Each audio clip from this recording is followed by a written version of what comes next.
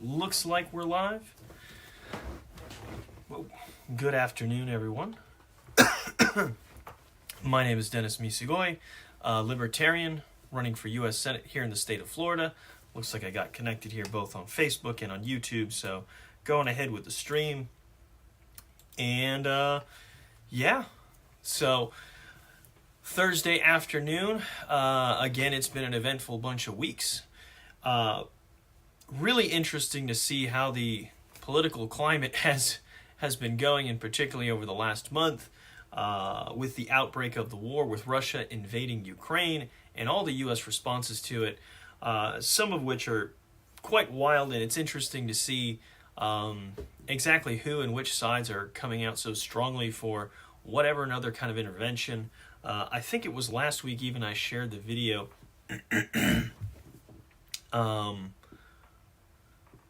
Well, let's see. There was a couple things that I remember seeing. One was, let's see. One was the testimony from Victoria Nuland about the labs. And it's interesting because when you bring this up, people start saying that it's some kind of propaganda or whatever. But this was a U.S. Senate hearing, and it was actually Rubio asking the question, and it was such a direct question. And the answer was so indirect. You know, the most politically expedient answer to that question would have been a straightforward, when the question was asked, which, by the way, if you didn't catch the clip, the question asked was whether or not Ukraine has chemical or biological weapons. And the answer was, rather than a very politically expedient direct, no, they do not. The answer was this meandering thing about laboratories. So, and again, hello to everybody clocking in and viewing, Mr. Mohican, Libertarian over here. So we're going ahead. So why that answer? And you have to draw your own conclusions. I've got my own working theory. My own working theory is simply that two things are true. One is that they think there's a high enough, Undersecretary Nuland in particular, she felt, I think, number one, that there's a high enough probability that this will be revealed, that this stuff is going to come out sooner or later. It is going to be exposed in some way, shape, or form. And the second thing that I believe that she thinks is that she is not so high up on the food chain that she can escape any legal repercussions for lying under oath, for telling like a direct lie like that. I think she expects that she would probably be one of the fall people who would be taken to task, who would end up actually being facing legal charges if she were to tell just a flat-out lie, which is what I think Rubio was hoping for her to do, to just say, no, they don't have weapons. And I think she's acting in a little bit of self-preservation. That's just a theory, obviously. But everybody's got to draw their own conclusions from what they saw. And the alternative conclusions, I think, which are that there are, the mainstream conclusion or the government narrative conclusion, which is that there are no bioweapons, that they're not producing bioweapons or anything of that sort, that these are laboratories doing some other kind of research and whatnot. And even if some of it may be dangerous or whatnot, it's not weapons. If all that's true, then the best and most expedient answer she could have given would have been just a direct no. And the fact that she didn't give that as an answer is telling in my opinion, in my judgment. Okay, so each one of us has to look at that and make of it what we may. I thought it's also just quite mind-blowing to see so many people openly advocating for the gosh, man, this thing's all coming apart, of course, as I try to do this. Excuse me. All the people who are clamoring for like a no-fly zone, and obviously Zelensky was testifying to Congress recently, asking for this. I've heard people in Congress suggesting this, that they're for or whatever, and there doesn't seem with a lot of them to be a really clear concept of what that means. To his credit, Senator Rubio at least seemed to acknowledge this in a interview a week or two ago where he said, you know, setting up a no-fly zone, he at least acknowledged what this is and why it's a terrible idea, because it would literally be directly starting World War III. We'd be shooting down Russian planes in Ukraine. And, you know, that's just not something we can, that's not something that's going to go away. So and that's only going to be an escalation. Obviously, you're starting the direct, open, conventional warfare, which is only going to escalate to other types of warfare once the Russians become more desperate, because let's all be honest, how ridiculously overpowered the U.S. is in terms of the military spending and the arsenal we have. So there's a lot to you know, kind of be wary of in terms of just how did public opinion get this way. And I'm trying to understand it myself. I guess being a little more detached and trying to think in terms of logic and reason, which is hard to do at times like these. You know, people are inundated with, you know, for lack of a better term, propaganda, but let's say powerful imagery. Okay, powerful images that draw an emotional response. You know, we see human suffering. Sometimes we don't see it, though, and it's kind of interesting. One of the times we do and we don't. There's a lot to be said about why we don't see imagery like this about places like Yemen or Somalia, where the U.S. was bombing on the same day Russia invaded. The U.S. was bombing there, and the U.S. has been bombing so many places. We don't see images. We don't see images in quite the same way, like when the U.S. bombed the hospital in Afghanistan in Kunduz, the Doctors Without Borders hospital. You know, because that's been a talking point as well about one or two hospitals being destroyed in Ukraine. And I want to maybe take a step back and preface all of this as saying, whenever I talk about this, there's an effort by folks who don't want to hear the stuff that we're talking about to try to cast it as being in support of Russian or of Russia's aggression, or trying to justify Putin's decisions. None of this is a justification. Okay, none of it's justified. It is absolutely wrong. It's an invasion, just as well as we oppose invasion by the U.S. Into any other country. We oppose any other country invading. But there's a difference in where we have our standing, because we're here in the U.S. Our tax dollars are paying for this insane amount of military spending that we have here in the U.S., this insane arsenal, and also for the government that has spread its tentacles into all corners of the world in its pursuit of this global hegemony. You know, trying to maintain and expand its influence all over the world. And certainly Ukraine is one of those places where, again, the same Undersecretary Nuland in her previous post during the Obama administration was, you know, famously caught on tape in a leaked audio recording of a phone call, helping to plan out what was going on with the 2014 uprising. You want to call it a coup or you want to call it something else, but that event at the end of 2013 and start of 2014 that led to the removal of a democratically elected head of state and everything that has ensued, those events, the U.S. was involved. I don't know how anyone can... it's interesting to me when folks try to suggest that wasn't a case when you had John McCain and at least one other senator sort of walking through the streets and getting up on stage and talking to people, hanging out with Ole Tianibok. If you're not familiar who that guy is, who's the leader of Svoboda, may still be. I don't keep quite as good a track on that, but some very interesting characters that are out there in Ukraine. And, excuse me, I'd highly recommend, even if the viewpoint is a little bit skewed, go out and look at some other sources or at least some other things on information. There's something I found interesting. Again, a little bit skewed, but if you get a chance, you can still find it on YouTube. It was a documentary produced by Oliver Stone on what happened in Ukraine in 2014. It's called Ukraine on Fire. Check it out. Again, has a bit of a skewed perspective, I'm sure. There's interviews with Putin, Yanukovych, and a bunch of other guys who were sort of on that side that was removed from power in 2014. But still add a little bit of perspective in terms of what's going on there. And we should seek out to have as much perspective as we can. It's really unfortunate how folks want to maintain a narrow perspective. They don't want to listen to different voices. They don't want to listen to what the other side is saying, because you have to interact with the other side if you want to have peace. And this is really a thing that I find troubling, not just troubling, but I guess it's demonstrative of what the problem is. And it's not even unique to this issue. It's not unique to the war situation with Ukraine. This is sort of a common theme. I'm starting to observe a pattern. It's similar to what I have observed in terms of socialists, just generally.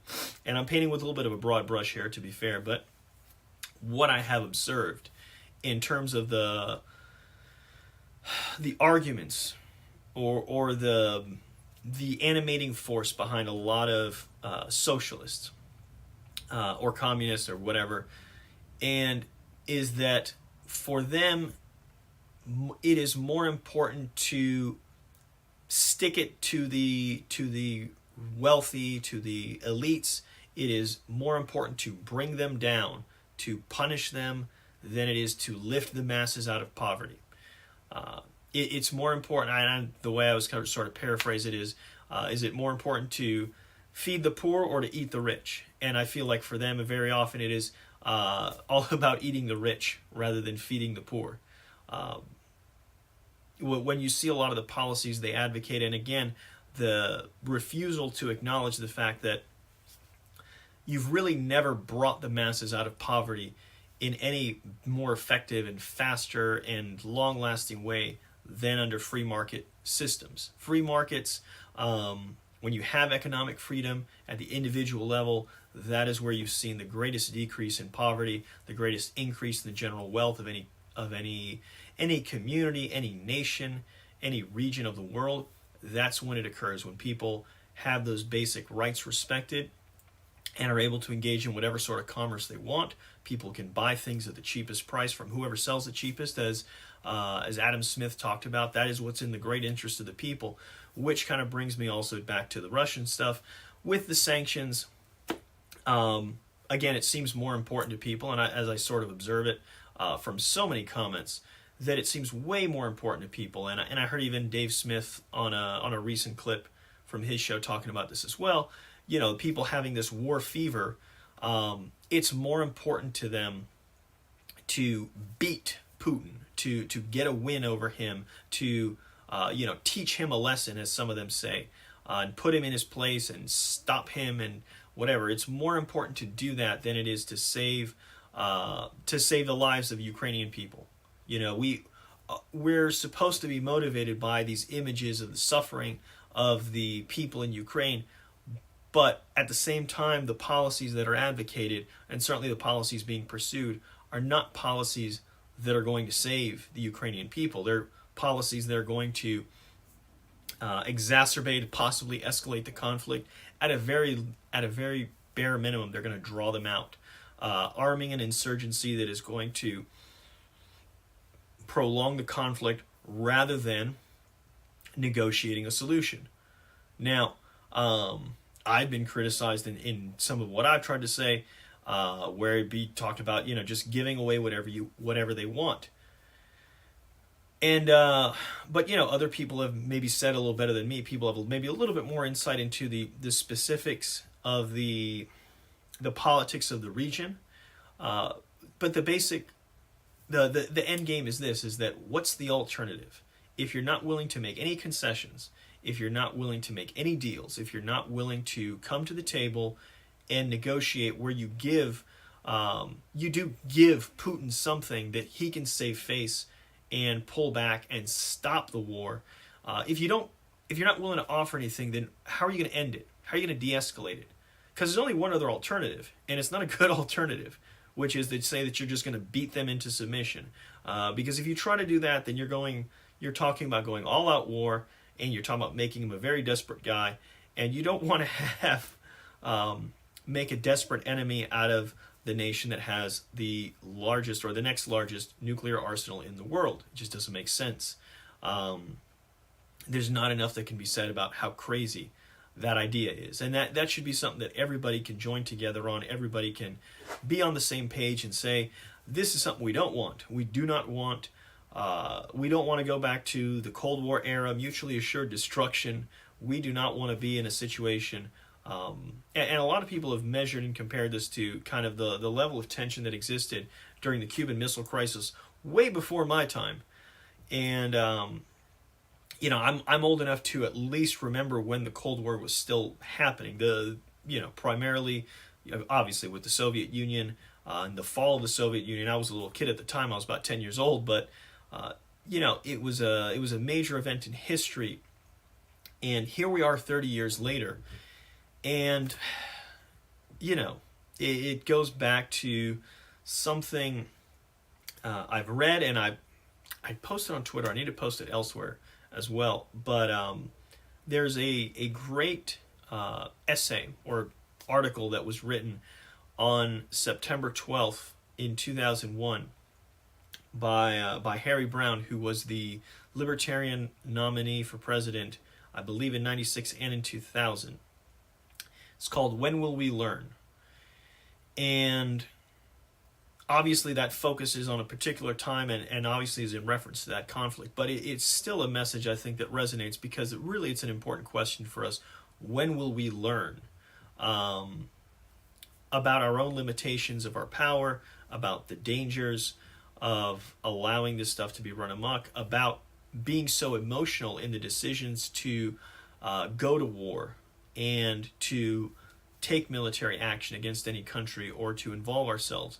Are we stopping and thinking about the consequences, the costs? And again, I don't just mean money, although money's not a trivial thing. As we sit here and inflation is, last count I saw was 7.9%. So obviously we're knocking on the door of 8%.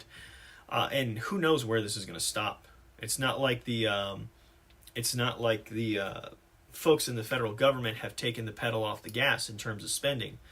They just approved a $1.5 trillion spending package, which of course includes more aid for Ukraine, as well as various other kinds of spending. Again,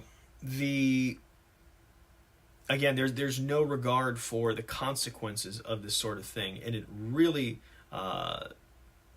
folks need to kind of recognize this problem. And it's intriguing to see. I don't say intriguing.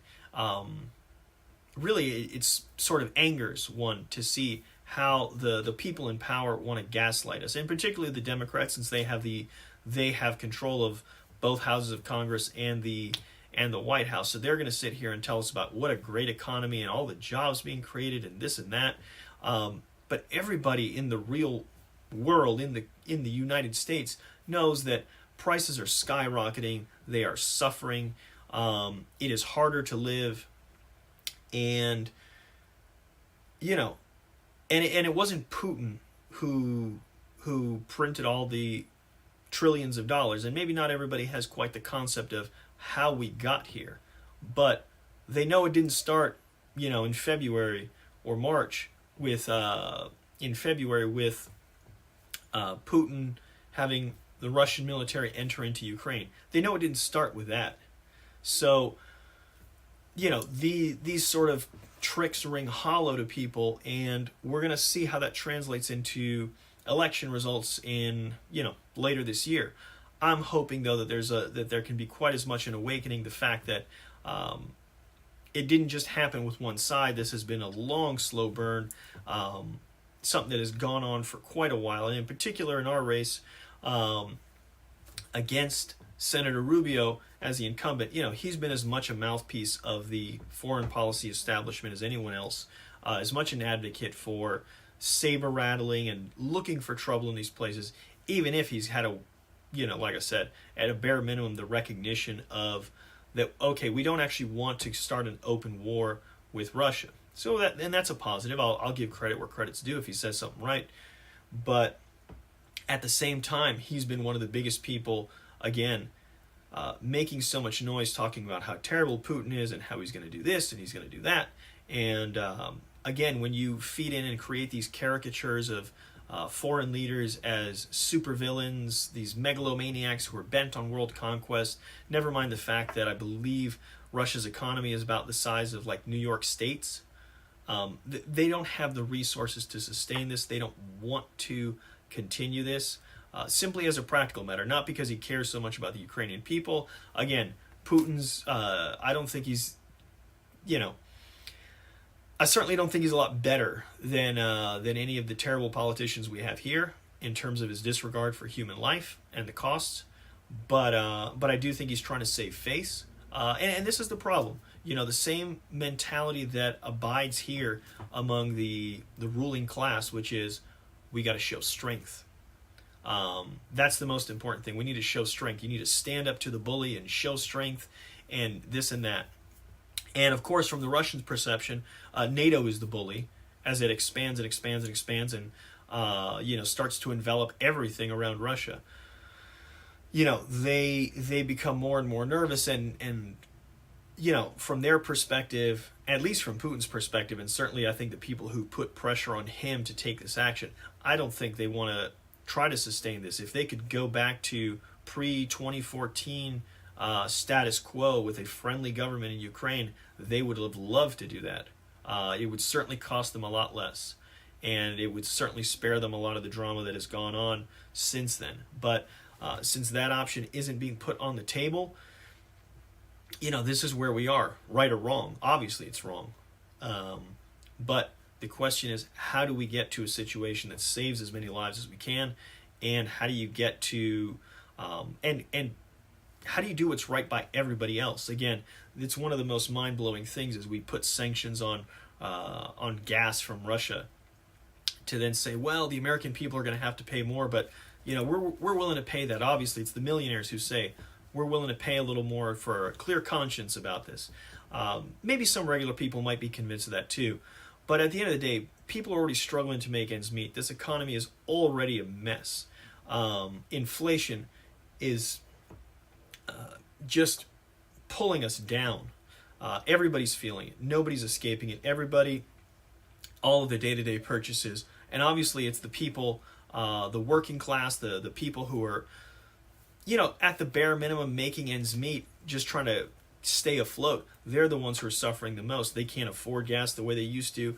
Food prices have gone up. So it really is about, what are we sacrificing just to, again, to teach them a lesson? And it's something worth noting that we're sacrificing the well-being of the American people and even the Russian people, because most of them, or I shouldn't say most of them, I don't want to be too presumptive here, but certainly we know that there are anti-war activists among them. We've seen some. We probably don't know quite the depth of it, but they're going to be punished by these sanctions. And obviously the American people are punished by these sanctions with higher prices. And to do what? To accomplish what?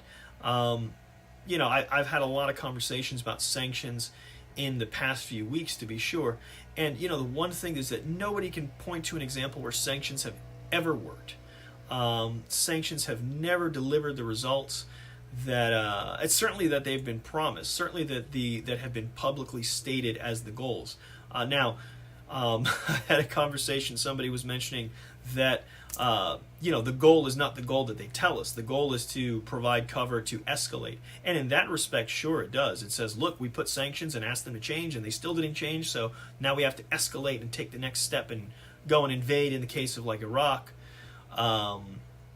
But sanctions never deliver the promised results.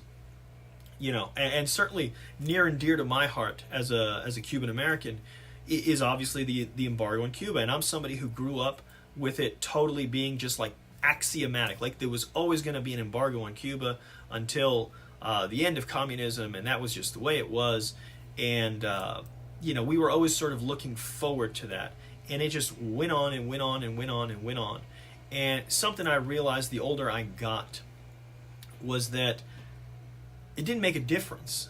One of the things I sort of came to realize as I became an adult was that, Fidel, he didn't miss any meals. He never went to bed hungry because the U.S. put an embargo on Cuba.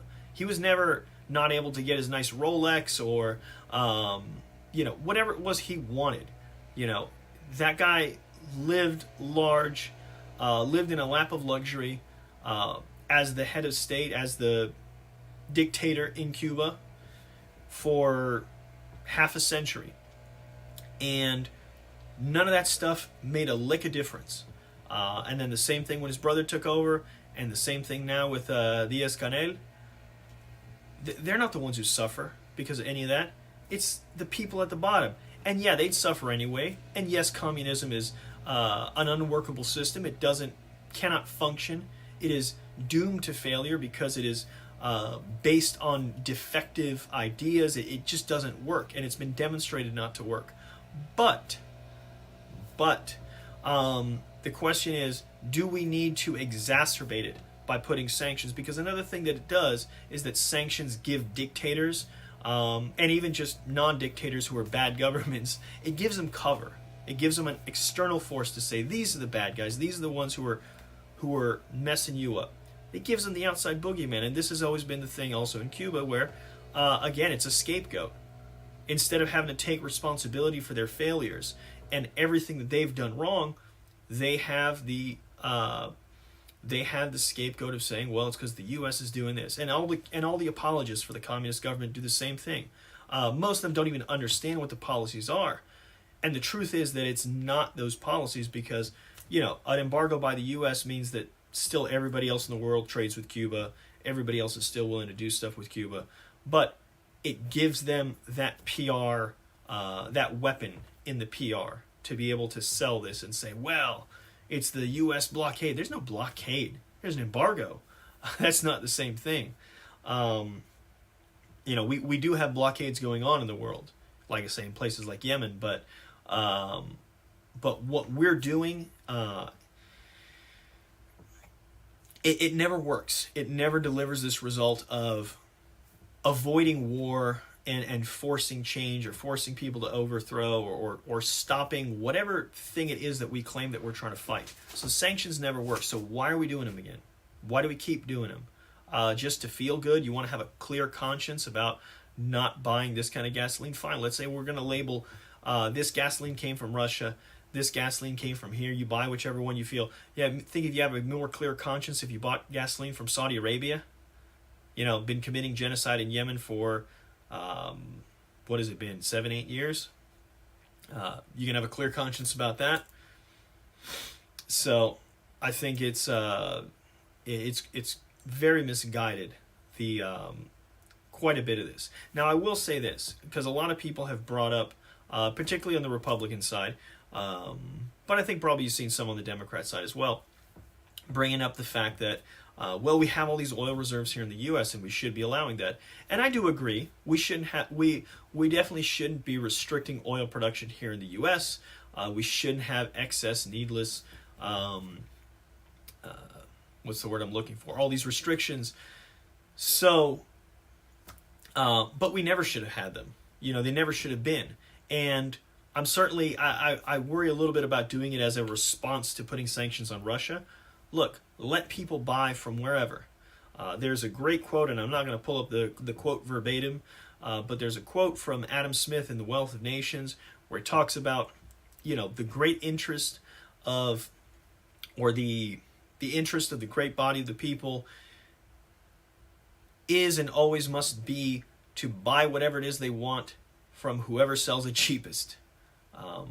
It seems like it's obvious. It should be obvious. If you can buy the same thing, but you buy it for the least cost, what it means at the end of the day is that you have that much more money still in your pocket that you can use on other things, that you can save up if you need to. But you've spent less money to get the same thing. It's going to improve your quality of life because now you have more to spend on other things, whether that's a little bit more food on the plate, on the table, or you can save up to improve your home, or whatever it is. It's up to you, and it always should be up to you. But it is always the leadership, these heads of state, people in power, in government, who want you to make the sacrifice. They want to tell you that you need to sacrifice, you need to pay more for this great cause. Now, and again, it's always framed in this way of, fighting for freedom, and these are the bad guys and these are the good guys, and very oversimplified. And certainly I don't disagree that Russia is the aggressor here and very much in the wrong, but the circumstances are more complicated than just being here's the bad guy invading unprovoked. There is a little more to it. And while I'm not going to say that it necessarily behooves us to become experts in the specific politics surrounding this event, it is important for us to not buy into the propaganda and narratives that try to oversimplify it. We need to think about what's in our interest, the interest of our people here, what is going to keep them safe, what is going to avoid an escalation which could be catastrophic for humanity worldwide, but also to recognize the need to come up with better policy to de-escalate these conflicts sooner, to avoid these things. I do believe that this war could have been stopped if there were more people at the negotiating table in January, instead of saying, ooh, look at them, they're building up. If there had been more willingness to come to the table, and again, from the position of power that the U.S. was in more of, and still is to some degree, because, at the end of the day, we are the most powerful nation militarily in the world, but you've got to be willing to make some kind of concessions. That's the only way you can have diplomacy. It's the only way you can reach an agreement. Because the same nonsensical attitude about wanting to show strength and save face is the same mentality that they have on the other side. And that's really bad for trying to make peace. So who's going to be the bigger person, and how are we going to do it? At the end of the day, I think the priority is, again, avoid the escalated conflict, and you try to negotiate down a solution. It should be on Ukraine to do it, but we certainly shouldn't be trying to leverage them. There's no compassion in trying to extend this conflict or draw it out by arming insurgents. It's not going to do the people there any good. It's going to just add to the destruction in that country that much more. I thought it was interesting. I was listening to an interview with Scott Horton earlier today or yesterday, and he did point out the fact that it is interesting how the Russians have pursued this war so far, because they didn't go just straight in with like a huge bombing campaign. They didn't go like blitzkrieging with a whole bunch of bombers leveling and wiping out the Ukrainian military and then come in with the tanks. They actually came in with the tanks and stuff actually quite early. And so, not to say that they deserve a medal or something for that, but it is interesting to try to parse the perception versus reality of what they're doing, how bad it could be, and why they're doing one thing or the other. And there's a lot of ways that you can interpret it, but at the end of the day, we should be very leery of the oversimplistic narratives. And at the end of the day also, because we are the United States of America as a separate country, we really need to be able to detach ourselves in some ways from this and focus on the needs of our folks here. And in this country, the biggest thing obviously is avoiding those kind of wars. Secondly, to get us out of all the other sort of wars, and ideally de-escalate this conflict and deal with the needs of our folks here. And the needs of our folks here have been greatly impacted by all the wars we've been engaged in for the last 20 years. Again, the national debt is more than 6 times what it was in the year 2000. The inflation is record high, the inflation rate, I should say, and people are suffering because of it here. It's absolutely the wrong time to ask people to make bigger sacrifices. Instead, it should be government making the bigger sacrifice. It should be government who has taken the haircut in terms of how much money they're going to lose, in terms of not being able to do all the things they want to do. They should be the ones to make a sacrifice. But instead, they're trying to force the sacrifice on the American people. That's something I take a great issue with. I am past the time I wanted to be running here, so thank you guys for joining me, and look forward to talking to you guys again. talk about some events. Well, it's not my events to announce, but I will talk to you guys again next week. And thank you guys again for joining me. See you next week.